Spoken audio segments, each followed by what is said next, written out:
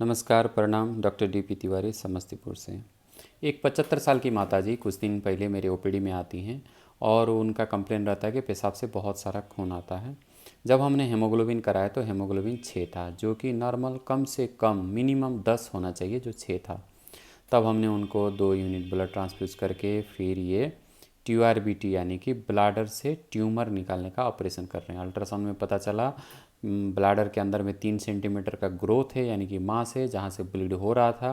तब हम जा रहे हैं अभी ब्लाडर ग्रोथ को रिसेक्ट करने के लिए। अभी हम ब्लाडर ग्रोथ को रिसेक्ट कर ही रहे हैं। करते करते आप देख सकते हैं ये लूप है, TURBT लूप, जिससे कि हम लोग धीरे धीरे से काट के पेशाब के थैले के से इसको समतल कर देते हैं, यानी कि जड़ से हटाते हैं। ब्लैडर कैंसर अब कोई भयावह बीमारी नहीं है। इसे बचने के लिए हम लोग के पास बहुत अच्छा उपाय है, जिसको कि हम छोटे शहरों में भी, आप कहीं भी हो, अपने यूरोलॉजिस्ट से मिल के इस चीज़ का ऑपरेशन करवा सकते हैं।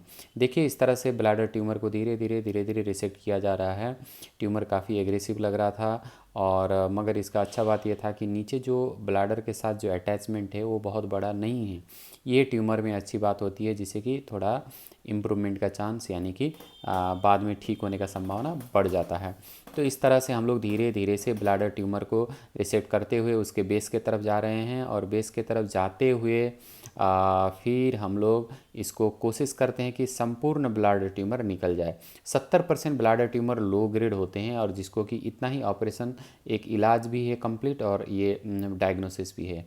देखिए, इस तरह से अब हम लगभग ब्लैडर के ट्यूमर के बेस में चले गए। हमको पता है कि हमने सारा ट्यूमर निकाल लिया, फिर भी उसके बावजूद भी एक लेयर और निकालने जा रहे हैं, ताकि हमको जड़ से ट्यूमर निकलेगा और एक लेयर नीचे का भी पता चलेगा कि ट्यूमर का एक्सटेंशन कहाँ तक है।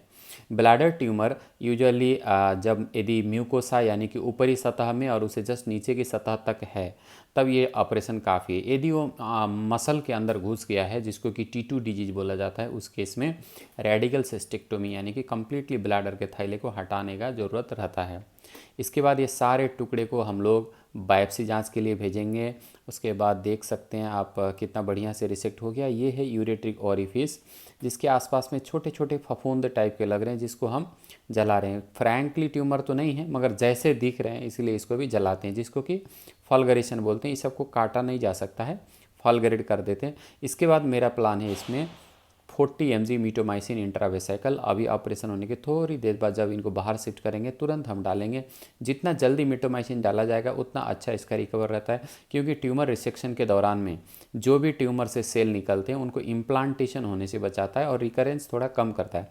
अभी मैं ले रहा हूँ डीप मसल बायोप्सी, यानी कि एक लेयर नीचे जाके ब्लैडर से बायोप्सी ले रहा हूँ, जिससे कि हमको ये पता चलेगा कि इसमें कम्प्लीटली रिसेक्ट हो गया है कि नहीं हो गया है, और इसकी डेप्थ ऑफ पेनेट्रेशन यानी कि ट्यूमर कितने हद गहराई में पहुंचा है, ये बात भी हमको पता चल जाएगा। अब हमारा काम कंप्लीट हो गया है।